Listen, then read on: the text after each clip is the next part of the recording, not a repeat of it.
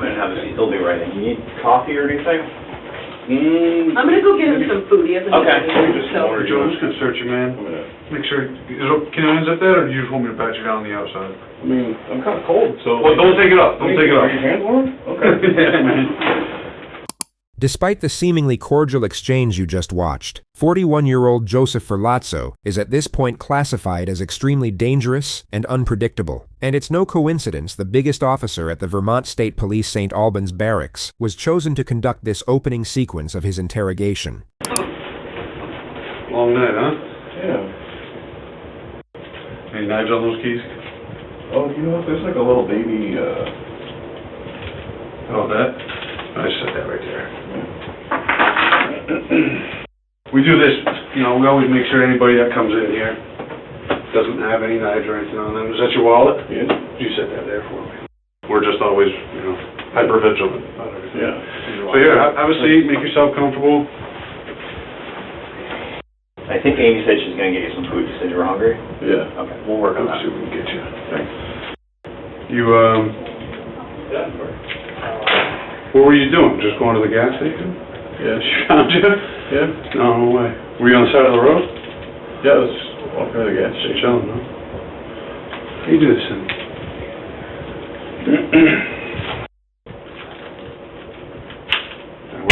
That works too. Keep moving. Cool, man. That works.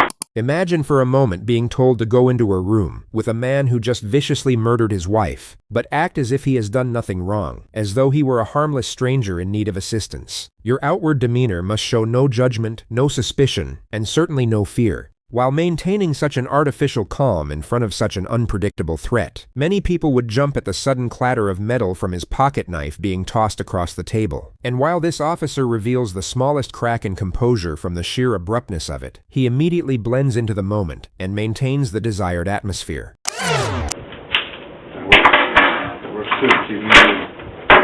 Cool, man. What you're seeing here from the officer is deception. 100% pure choreography, and a particular form of psychological maneuvering that just so happens to work perfectly with this individual's personality. Anytime Joseph tries to be funny or charming, the officer responds in the appropriate manner to protect his ego. You will notice he completely strips the atmosphere of its gravity, and ensures there is no tension or awkwardness in the exchange. The reason this works so well in this specific circumstance is because Joseph Ferlazzo, in our opinion, is a raging fucking narcissist. He's so incredibly susceptible to the external validation from the officers that he genuinely seems to believe they've taken a strong liking to him, and that he's able to control the environment through his super chill, laid-back personality. To give you some context, Joseph will go on to plead not guilty to all charges. So let's briefly jump ahead 3 years to his trial, and hear in his own words how he supposedly ended up in this interrogation chair. Please be seated, everyone. Does the defense wish to present a case, Ms. Jan? Yes, thank you. We call Joseph Ferlazzo. Okay.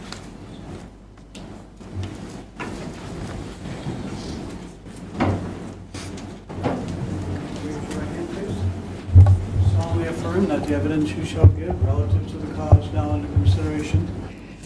So, Joseph, we're going to take things one subject at a time, okay? Very good. How are you feeling this morning? Very nervous, very anxious, very tired. Yeah. Okay. Reaches a point where you feel you need a break, let us know, please. Yes. The act he's trying to project here is that of a traumatized husband, a man who had no choice but to save his own life from an abuser. He frequently widens his eyes and performs these hard swallows to convey heightened vulnerability and emotional shock, gestures that appear semi-convincing during direct examination, but will completely fall apart under cross-examination. So let's start with some easy information. Where were you born? I was born in Pennsylvania, in Reading, Pennsylvania. When did you move to Vermont? I moved to Vermont in 2012. Were you working as a tattoo artist at that time? Yes, I was. When did you meet Emily? I met Emily in 2018. And to be clear, we're talking about Emily Ferlazzo, who was your wife, right? Yes. How did you meet her? Well, I had initially met her through her friend Lauren. I can't remember her last name. Lauren. Lauren was an apprentice in his tattoo shop who one day brought in her best friend Emily for a piercing. When she left, I made a comment to Lauren. I said that. I was like, that friend of yours is something special. I said I wouldn't mind making her my next ex-wife. Lauren laughed. You didn't start dating her at that point, did you? No. I think she was seeing somebody else, and I was seeing somebody else. Emily returns to the shop to get a tattoo. He claims that she called him afterwards, whereas records indicate he was the one who called her. She wanted to have more tattooing done. She's like, oh my God, like, I really love this tattoo, like, and now I want more. Week and a half, 2 weeks later, she's back getting more tattoos. I'm asking her how she's been in the last 2 weeks, how her tattoo healed. Her demeanor was different. She told me she had just broken up with her boyfriend. She dyed her hair a different color.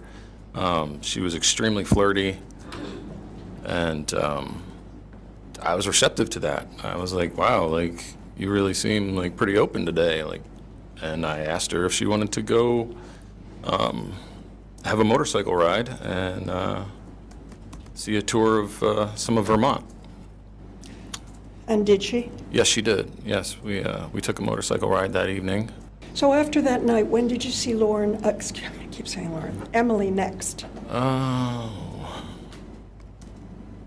next day.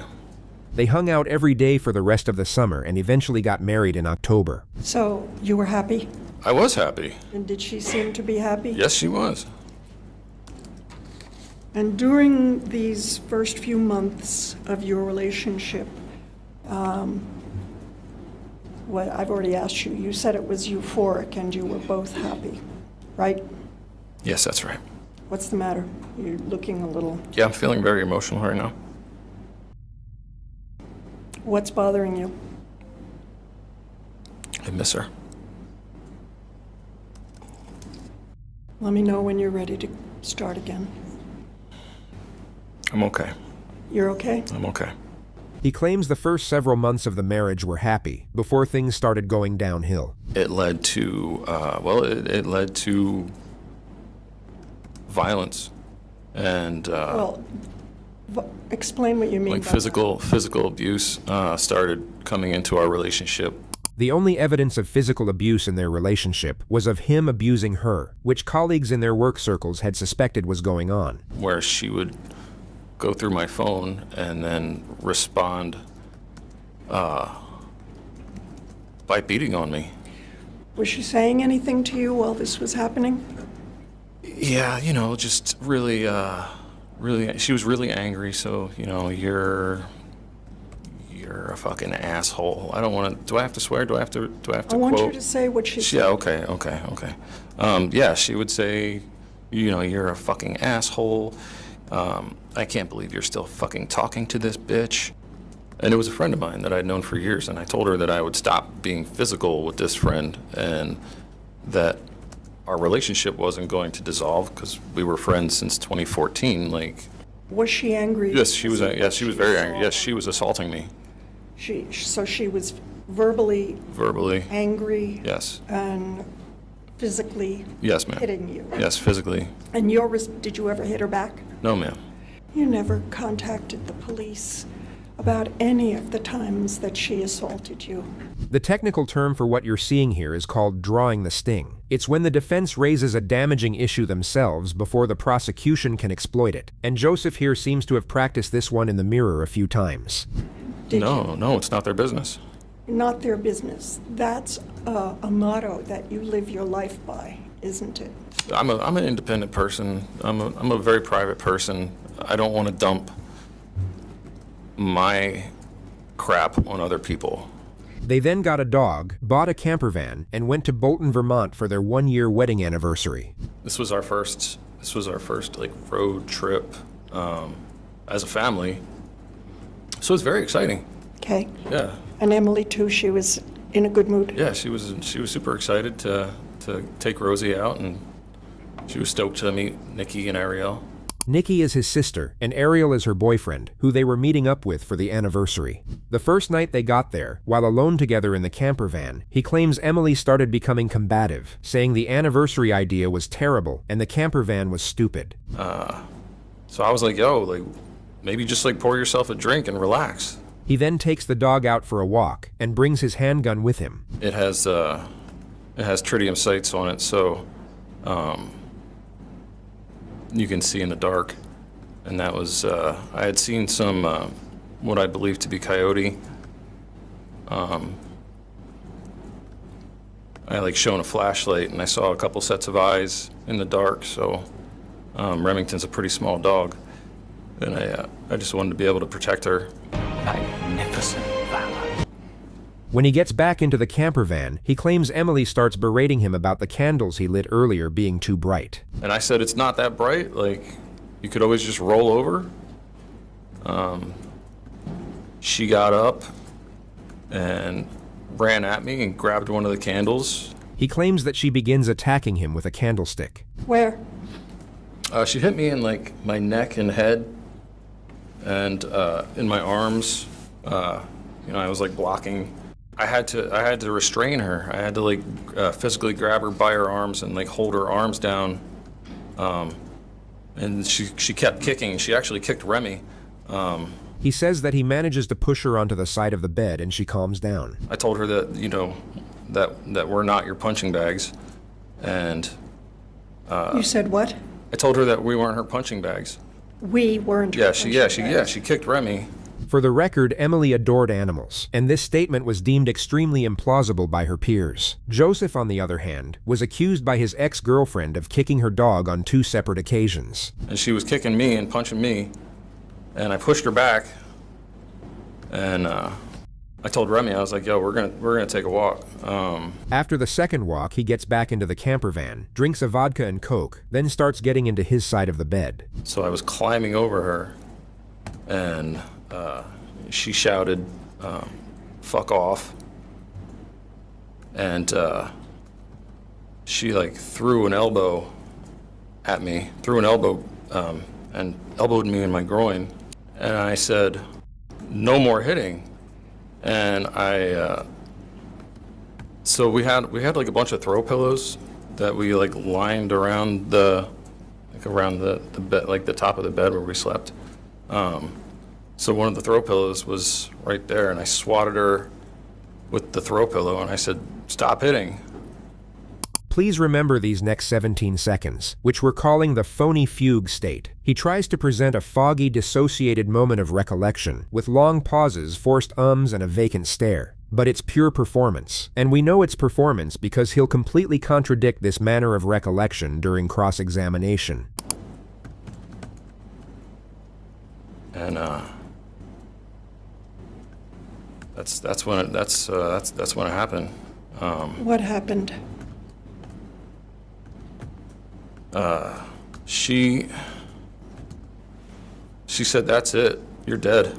And she threw her arm under her pillow. He earlier made the claim that both him and Emily slept with handguns under their pillows, also deemed highly implausible by witness testimony. And she pulls her hand out with the Taurus.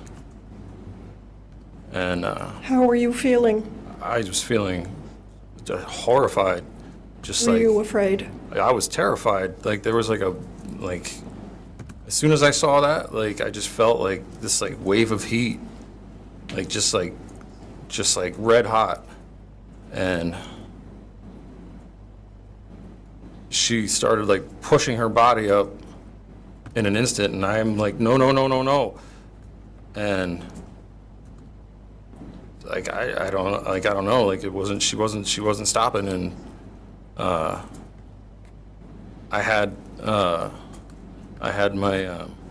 was holding my Glock. He'll later claim he was in the process of putting the gun under his own pillow. And she started just like coming up at me, and I just fired. Why? She was gonna shoot me. And you were afraid? Very. From this point forward, he claims to have no memory of the events that followed until he woke up in a police cell 3 days later. But according to corroborated evidence and witness testimony, he had breakfast with his sister the next morning, where he ordered a goat cheese omelet, a side of bacon, and a samosa. He then gave his sister a tattoo. When his sister asked where Emily was, he told her she was sleeping. He then sent a string of text messages to Emily's phone number.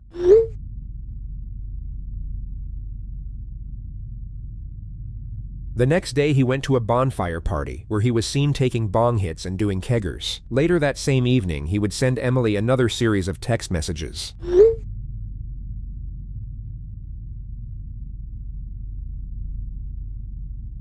He went for pancakes and a samosa once again the next morning, then sent Emily one final message. It would be shortly after this message that Emily's mother asked Joseph where her daughter was and why her phone had been switched off for so long. He told her they had gotten into a fight and that he hadn't seen Emily in roughly 2 days. Emily was then reported missing. Roughly 7 hours later, as Joseph's friend was driving him back to where the camper van was parked, they noticed police had cordoned off the area. Joseph then told his friend to stop the car, at which point he got out and wandered off into the woods. His next known location was at a maple fields 10 miles away roughly 14 hours later, where by pure happenstance he was spotted by a police officer. And what was he doing? He was getting a drink out of the cooler and sort of stepping back from the cooler at that time. Did you recognize the male? When he closed the door to the cooler and he turned around and we made eye contact, I was like, wait, I know this person. In that moment, I couldn't figure out where or why. My brain was still trying to catch up with me. But I knew I recognized him. Okay. And did you ultimately determine how you recognized him? Yeah, so he walked to the right and then turned to walk up to one of the aisles towards the front of the store, and he turned and looked at me again, and we locked eyes again, and at that point I recognized that it was Joseph Ferlazzo. Okay. It seemed to me, based on my training and experience, it was almost as if he were trying to figure out, fight, flight, freeze, what do I do? Okay. And what did you say to him? I said, Joseph, it's you, right? Are you okay? This was Detective Sergeant Amy Nolan taking the initiative, and one of 2 reasons why the upcoming interrogation you're about to see unfolds the way it does. Joseph Ferlazzo was classified as a homicide suspect. She would have been entirely within her authority to draw her weapon, order him to the ground, and wait for backup to secure the arrest. Instead, relying on her experience and a remarkable amount of both courage and composure, she seized a unique opportunity when it presented itself. Okay. And what did he do in reply? He took his drink down and his body language sort of deflated, and he said, no, I'm not okay. She very gradually explains that he's not in trouble and not under arrest, but feels it could be a good idea for him to accompany her back to the police barracks. And so did you bring him back to the barracks? I did. The other thing that we did sort of in that halfway point was I asked him and explained before I could give him a ride. It was our sort of protocol that we had to pat somebody down for weapons before I could allow him in my cruiser with me, and also because I don't have a typical cruiser with what they call the cage in the back to separate the officer from a person that they've picked up for some reason. So he said that was fine. He indicated he had no weapons, so I patted him down real quick. So it was just you and Mr. Ferlazzo in the ride back to the barracks? Correct. And did you speak to him during that time about Emily? Not about Emily. I asked him, like I said, it was cold that day. I asked him, are you cold? He said he was. I turned the heat up. I said, have you been out all night? Based on the interactions that I knew had occurred the night before, he said he had. I asked him if he, was thirsty, if he was hungry. He said he was. And so, again, I told him, I turned the heat up and I told him I would get him something to eat once we got back to the barracks. The journey to the police station took just under 7 minutes. The second factor behind how this interrogation unfolds is Sergeant Nolan's ability to brief her colleague at speed. It took roughly 30 seconds for the suspect to be greeted at the door by the precinct's commanding officer and walk to interview room 3, during which time she managed to relay the circumstances of his arrest and the precise approach required for this interaction. That works too. Keep me cool, man. What time did your shift start? We start at 8. You did on day shift, so you do like 8 to 8, like a 12 or something? No, 9. It's either 9 or 10 hours. I'm gonna go get you a sandwich, but will this hold you over? You're not gonna eat that? Okay, I'll go get ham, turkey. Somebody will eat that. I know. Somebody will. I know. A bunch of cops around, somebody will. It Somebody. was the closest food I could find. You know, fuck it. Bring it, bring it. All right, bring it. you got it. I appreciate your effort. You got it. All right, I'll get you a sandwich. I'm not a donut kind of guy. Oh. Really sweet, you know? Yeah, it's too much. I laid off sugar for a while. Yeah. Hey, man. Oh my You God. interested in the blanket? Yeah. Yeah, there you go. It's cold out there. You've been here for a while? Yeah. Yeah, like 6 years. 6 years? Yeah. New faces, I guess, huh? I guess, yeah. A lot of turnaround. Getting text updates from my wife. Today was my daughter's first day in daycare. Oh, awesome. Yeah. Did you get pictures and stuff? Not yet. I asked for some. So I was nervous this morning. You were? Yeah. She's never been to a daycare or anything before. She's gonna come back with, like, a runny nose. Yeah, right. That's how I got what I believe was COVID. Did you? It was 2019. This cute little kid, literally his entire face was like a booger. Oh, yeah. But he was beautiful. He had these Yeah. huge, like, saucers for eyeballs, like, big, long lashes like this. Yeah. And I'm holding them at arm's length, and I'm like, I'm looking at him, I'm like, I'm so sick from this. But it was cute. I bounced him on my lap, and Sure enough, you got sick? so sick. Yeah. I think it was COVID. It was like a, Did you lose, like, smell and taste and all that? not really. Yeah, so Not really. It was just kind of like your run-of-the-mill sort of flu. yeah. He talks about COVID for another 2 minutes while the detective continues pretending to be interested in what he has to say. You know, I masked and I didn't mask and I touched things and I didn't use hand sanitizer every second, and really I just lived my life the way I was living it. Yeah. I just tested negative. Yeah. I'm pretty sure whatever the fuck that thing was in 19 was the thing. The big bad boogie monster. Yeah, right. Of the super flu that we had to Yeah. shut America down for. Crazy times. He launches into a brief monologue on the global economic fallout of the pandemic. But then on the low, like, everybody's like spending their savings, so then it, but then it jumped back up. Yeah, I imagine that's got to be pissing some people off. probably. Cool. Hey, Joe? are you the guy I'm going to talk to? Is it Joe or Joseph? Which do you prefer? Do you have a preference? Whatever's easier for you. Whatever you prefer. I'm James. James? Nice to meet you. Nice to meet you. Nice to Seth. How are you? Dude, that's a bit nice office key reading. Okay. Well, I'm happy if it hangs right there. Do you wanna sit on the- I don't need it for anything. All right. Just so you know. Yep. I appreciate it. Stick your fingernails out? It's just, we're just gonna shut the door just for privacy purposes. I'm sure you saw there's a few people walking around. Oh, The actual reason the door is being shut is because it locks from the outside, a standard safety protocol for high-risk cases in Franklin County. You need, The detective appears noticeably uneasy about the pocket knife being left on the table. He'll be visibly on edge during the early stages of this interrogation, yet still perform exceptionally well. And this is perhaps our favorite interrogator so far on this channel, because he is the exact opposite of the person he is sitting across the table from.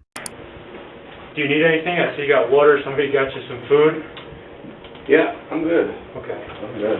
All right. So like I said, my name is James. This is Seth. We work for the state police. We're detectives.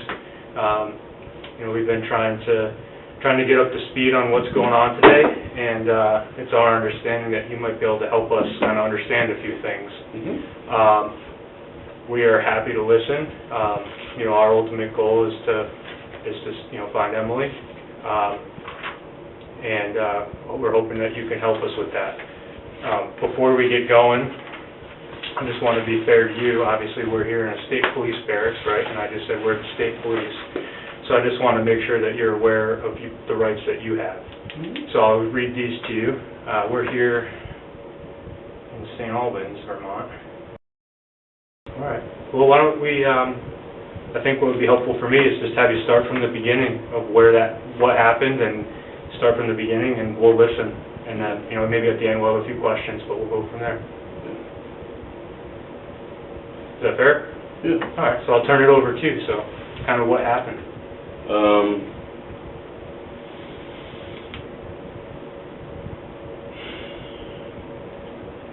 So I came to Vermont. I was living in New Hampshire for like the last 2 months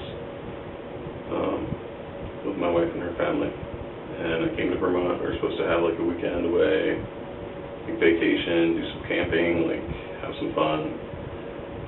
And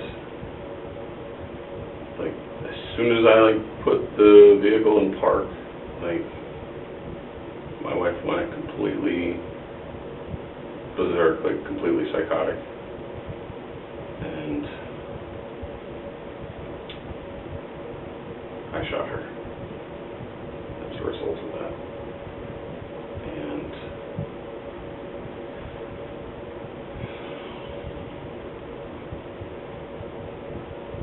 now here we are. So. All right. Can you, where did that happen? Bolton, Vermont. Okay. All right. So, I guess my next question is, when did that happen? He says it happened early on Friday morning at the Bolton Ski Resort, which is 4.5 days prior to this moment. He then makes a passing comment about, quote, cleaning up after the incident. I don't know. I don't know anything past that. Okay. Describe what you mean when you say you cleaned up. There was like blood coming out of her head, so I like put a bag over it to catch the blood, and cleaned up. There was blood on the pillow, so just backed everything up. Okay. Where's Emily? She's in the bus. Where in the bus? In the bathroom. She's in the bathroom. I haven't been in the bus. So can you describe the bus for me? Like, what's the layout? You walk through the doors. There's a bathroom and a kitchen and a bed. He draws out a diagram of the inside of the camper van. Okay.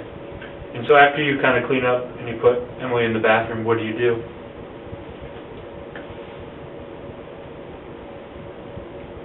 I don't know. The following morning I had some breakfast with my sister. I had some coffee and some breakfast with her. Okay. Tell me about that. I had some coffee and some breakfast with my sister. In the Airbnb? The coffee was in the Airbnb, and then we ran down the street for some breakfast. Okay. Did you talk about what had happened? No. No? No, I was meeting her new boyfriend, so. Okay. All right. Did they ask about Emily? Yeah. What'd they ask? Just like, what's her deal? What'd you say? I was like, yeah, I mean, you know, my role is like her husband, but also I'm just a punching bag, like. And did they ask where she was when you went out to breakfast? mm-hmm. Yeah. What'd you say? She's still sleeping. Okay. Told me. All right. He rambles through a series of unrelated tangents before getting to the moment when his friend was driving him back to the camper van, and he saw the police officers waiting outside. And he turned the car around, and I was like, listen, I'm going to jump out of this car, so, like, I can't do this right now. I just need some air. Like, I can't breathe. I'm, like, overheating. Like, so I got out, and that was it. He drove away. Where'd you sleep last night?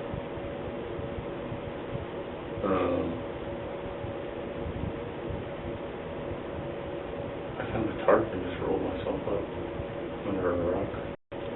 It was dark. I just heard a tarp blow and I wrapped myself up. I was freezing and shivering. And found a place it was like, it was crazy windy, 40 degrees, so I was just trying to stay warm. Okay. I was just wandering aimless and... Well, I appreciate you telling me all that and kind of doing the time span from Friday when you got to Vermont to kind of how we ended up here today. Do you have any other questions? Yeah, is that okay? What I'd like to do is really focus in on Friday itself and the incident with you and Emily, and kind of go over that with a little bit more detail. Is that fair? So, my understanding from what you told me is that you got into Vermont between 7 and 8 p.m.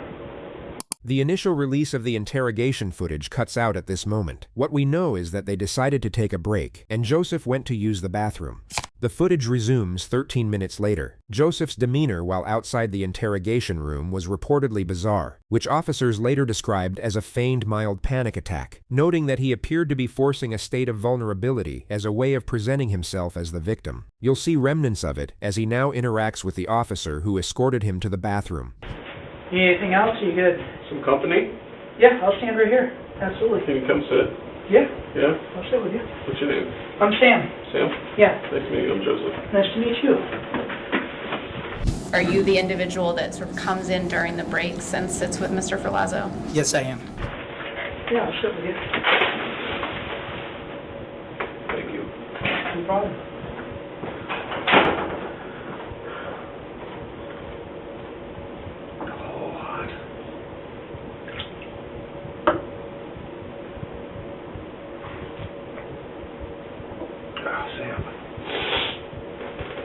How long have you been in Vermont? I've been in Vermont my whole life. Yeah? Yeah. I've been with the state police for almost 24 years now. Oh, wow. Yeah. That's awesome. Yep. What's your favorite part of doing this? A very interesting detail of this moment is that Sergeant Truex could not once recall being asked such a simple question in his 24 years of service. He hadn't once been to therapy, and remarkably can't remember a single moment where he actually sat down and reflected on such a straightforward concept. So the fact that the moment finally arrives from a psycho murderer playing with his food makes his forthcoming pause of contemplation somewhat absurd, yet absolutely compelling. Just trying to do the best we can for people's families, probably. Yeah, it's super important.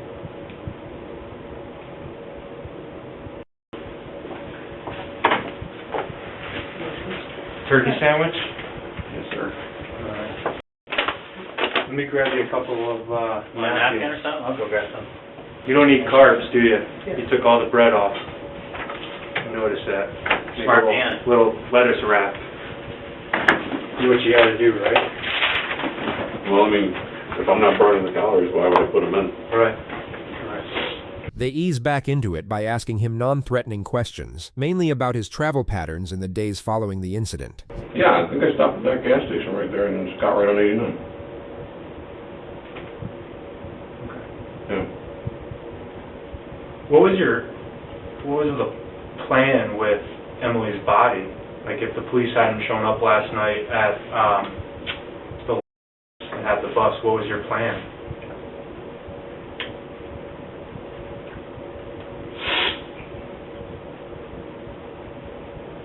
I didn't really have a plan. I was just gonna, like,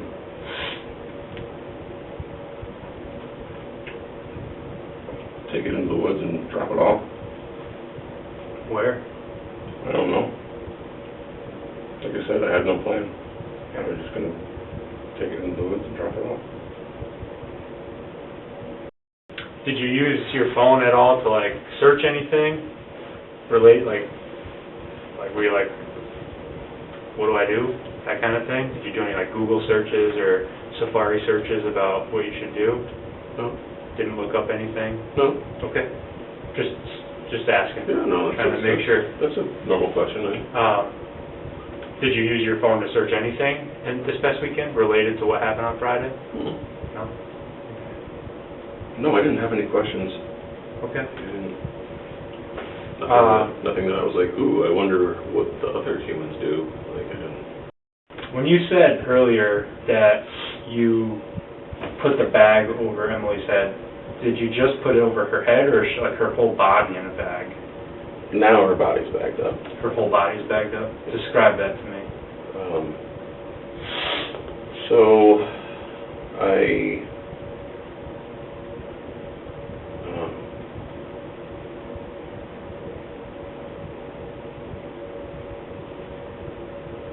I cut her body and put it in multiple bags. Okay. Tell me about that. Like, how did you cut her body? I used a saw and cut her body into smaller, backed it up and I was going to take it into the woods. Okay. Where did you do that? In the bus. On the bus? Okay. Where's the saw? On the bus. What kind of saw is it? Describe it to me. Hand saw. Just a hand saw? Did you carry any out into the woods? Every piece of Emily's body is still in that bus? Where I made the little circle in that little paper. Okay. That's important.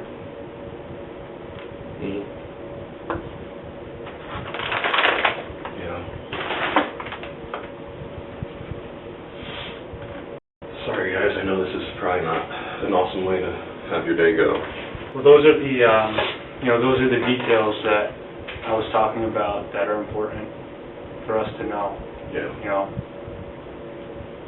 At the end of the day, this investigation is going to take time, and those details will come out, but, I think it's better to hear it from you.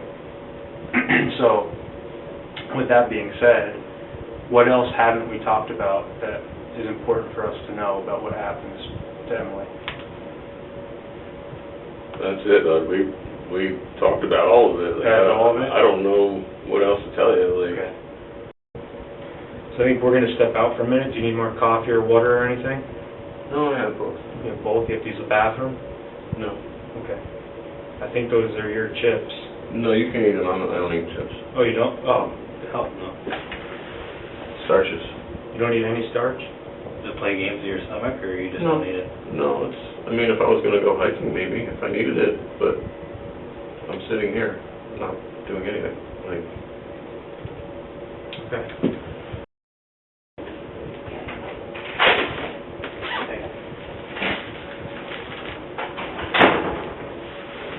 Hey, Sam. When you would leave the room and come back in, did he recall who you were? Yes. Passing moments like this may seem inconsequential, yet it's the prosecution's way of establishing mental competency, effectively neutralizing any possible argument that he was operating in a diminished or compromised state. How you doing, Joe? You feeling better? Not really. No? Not really.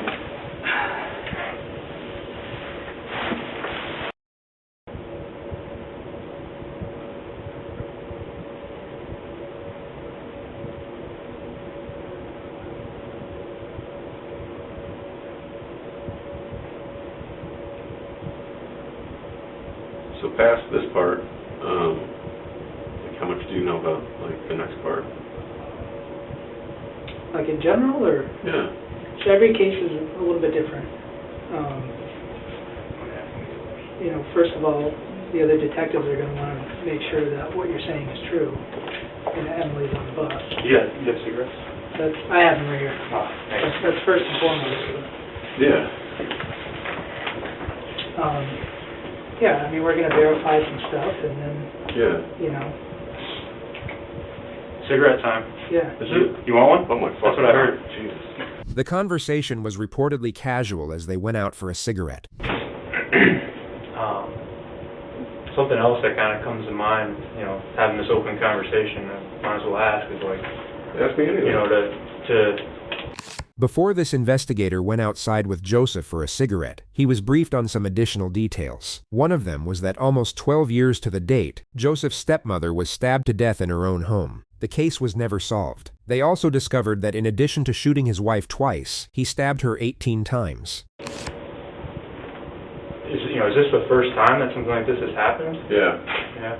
Yeah, if you would've, if you Seems would've. like it's pretty, It's awful. pretty in-depth. It's fucking awful, dude. Like, I don't know if it was you or if it was Sam, but if you would've talked to me a week ago,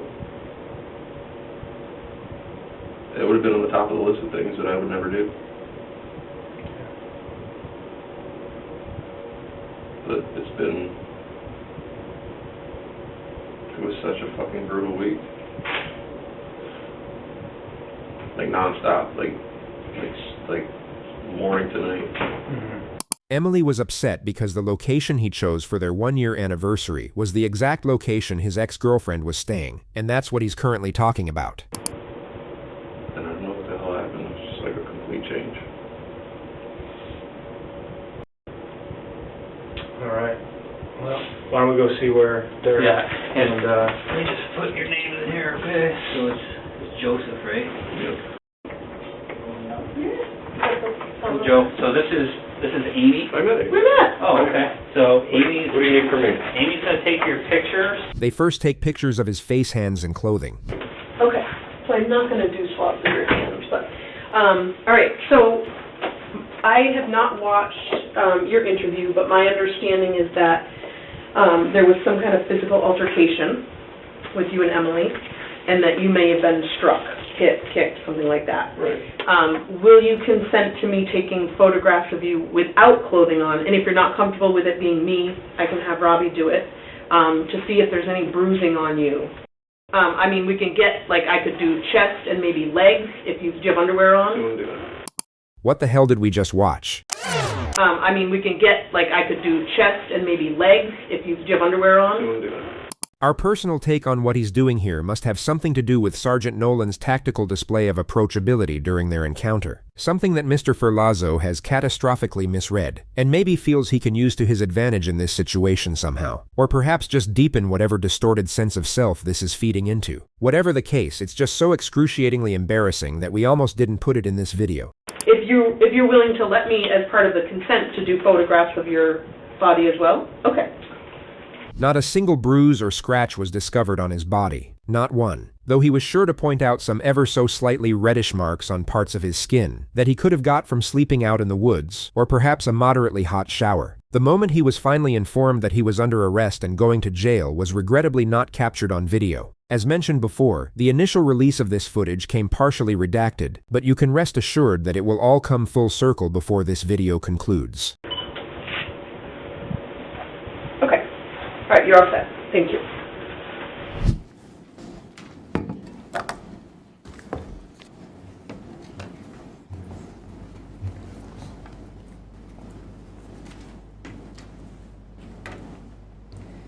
The truth is that before leaving New Hampshire, you stopped at Market Basket.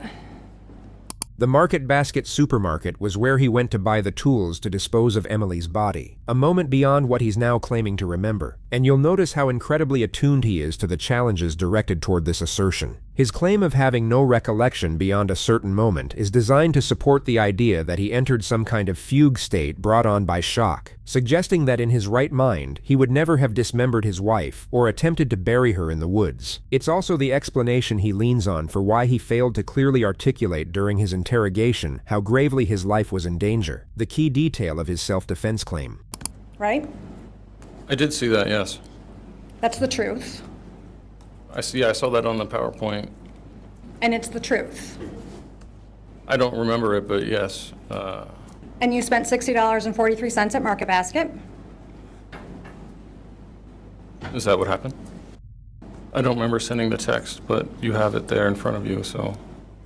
And you said to her, I'll see you in the morning. All right. And you said, you still drink coffee? All right. You said that to your sister? That was what I said to her? That's you have that? Would you like to see the text? I don't remember the text. I don't remember the text exactly, so if you have them, then,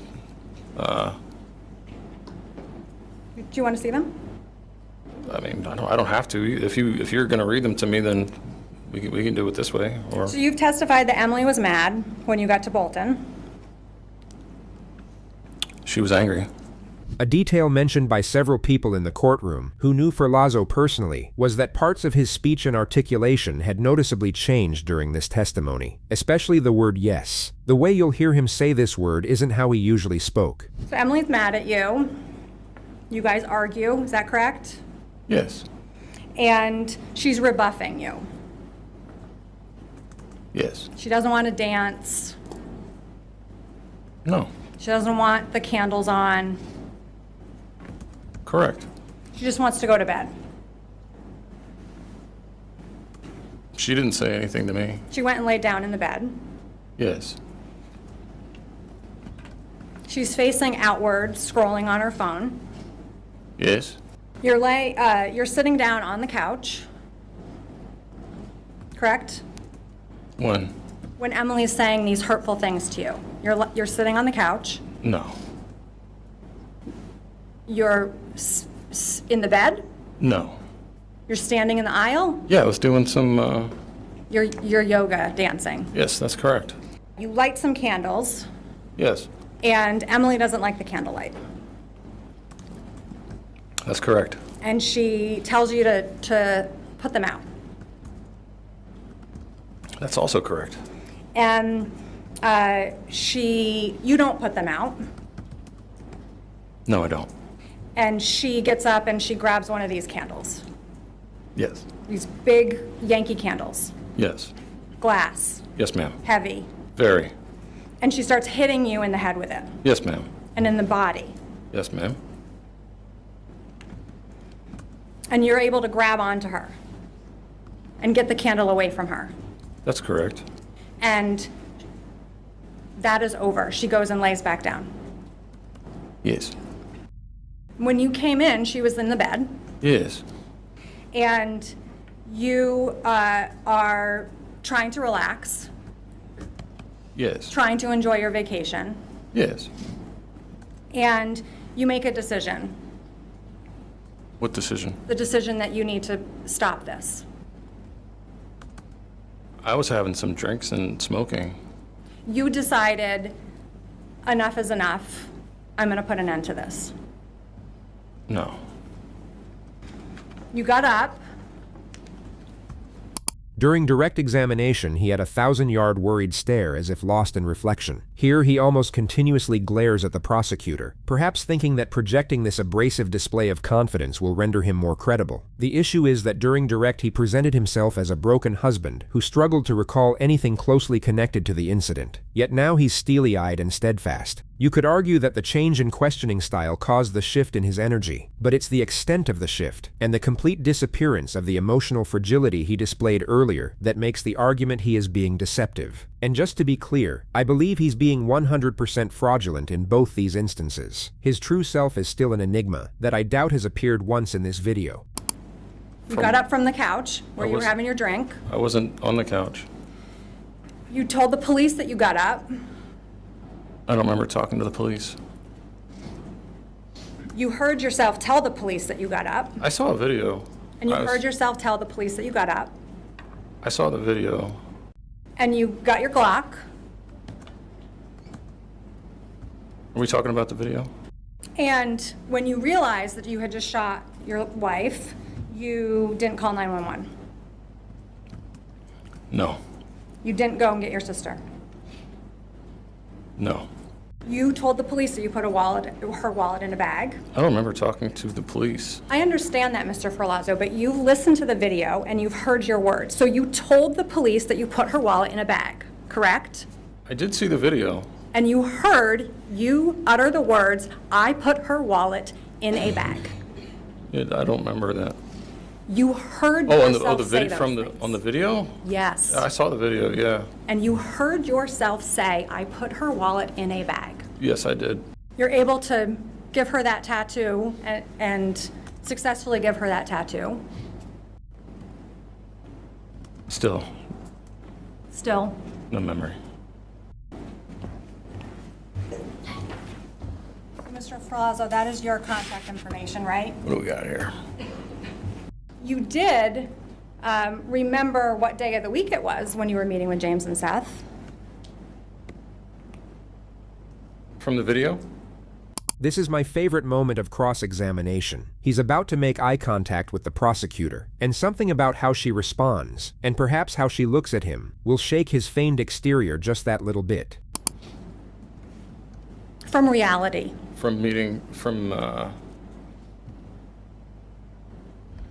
We are talking about the video, right? We're talking about reality.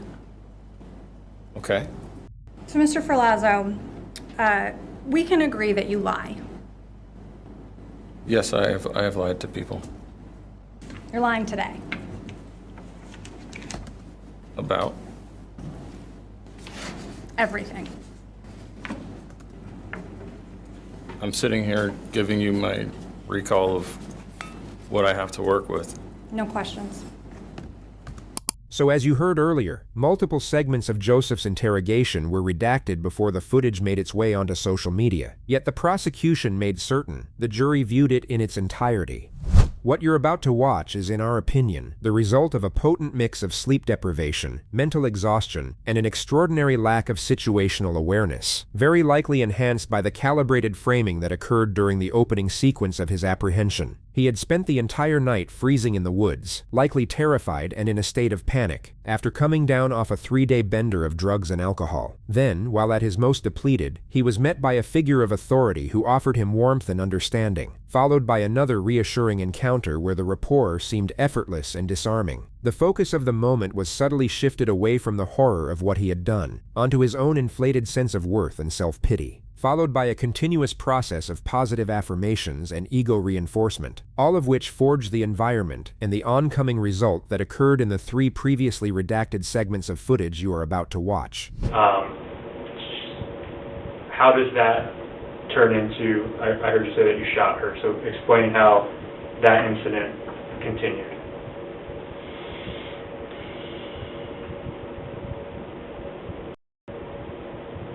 I don't know. Something inside me said enough is enough. Okay. Can you describe Emily when you shot her? Like, what was she doing?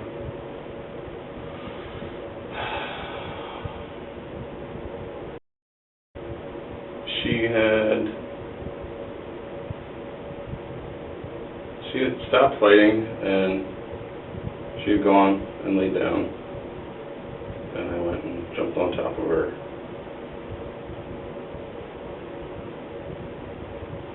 And I shot her in the head. Okay. How many times? 2.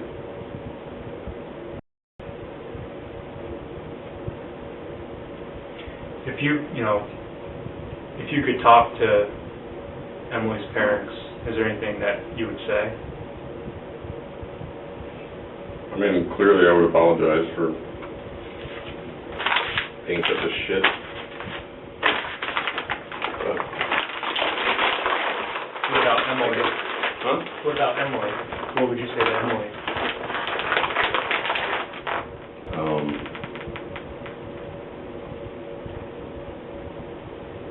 You don't fucking treat people like this.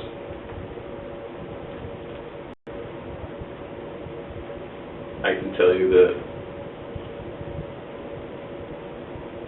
I wish it didn't happen. I wish I could turn back time. I wish that I was just, I don't know. I don't know if you've ever just like wanted to be a dick, but I mean, I don't do it that well, like, so Yeah. I'm usually just like, okay, like, he'll talk about it, fix it, you know, whatever, but So you felt she was being kind of like a dick just to be a dick? yeah, Okay. you know, like, I don't think that, you know what I mean, like, I suppose it would be like, if I told you guys and you're just both like looking at me, you know, but I'm sure you're thinking like, wow, this dude, what the fuck? You know, like, what pushes a man to do such a thing? Like, I would never do that. And believe me, if you would have asked me last week, I would have said the same thing. Like, I don't think I've ever been in your shoes, though. Had Joseph Ferlazzo been met with immediate confrontation and transparency, none of this would have plausibly occurred. His demeanor and method of response from cross-examination is likely what you would have seen throughout this interrogation. Yet due to the powers permitted under U.S. protocol, he was guided to a place where he could no longer walk back from. Now, before moving on to the final part of this video, we need to explore the nuance of this particular element, and why that nuance matters. As many of you will know, the permitted use of deception in American policing is extremely controversial, as it's been known to put innocent people into prison through false confessions. Many of these cases have gone viral over the years, with perhaps the most recent involving Thomas Perez Jr. Well, this video is incredibly disturbing to watch. The man being interrogated is Thomas Perez Jr. He reported his father missing. Fontana police accused Thomas of killing his dad. It was August of 2018. Fontana police were convinced Perez's father had been murdered. They thought Perez appeared suspicious. It's really concerning to me that he hasn't been back yet. They asked Perez to come to the station, and that's where they turned a missing person case into a 17-hour interrogation. You murdered your dad. No, I did. Yes, you did. Yeah, Yes. Daddy's dead because of you. We just told you we found your dead dad, and you don't give a They even brought in Perez's best friend to try and get a confession. Dude, they got you on murder, Dad. They got you on murder.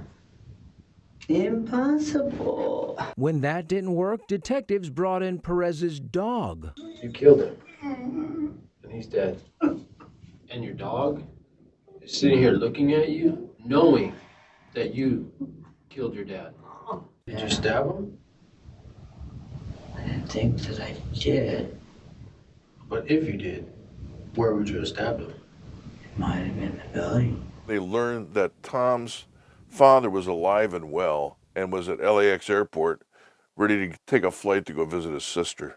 Steering filed a civil rights lawsuit in federal court against the city of Fontana, and the suit was settled for nearly $900,000.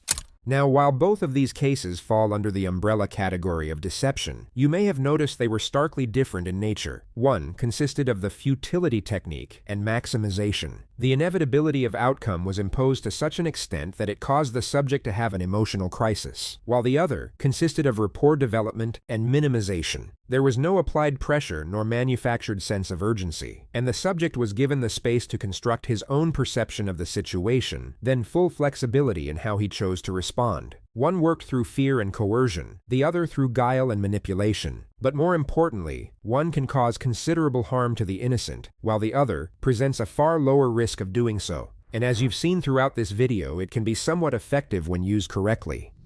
But anyway, here's the remaining segment of Ferlazzo's redacted footage, right about the time where he realizes he just told on himself.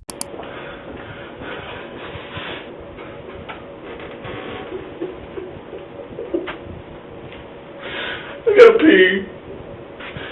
Knowing full well exactly where she is and what he has done to her, he texts her phone one last time.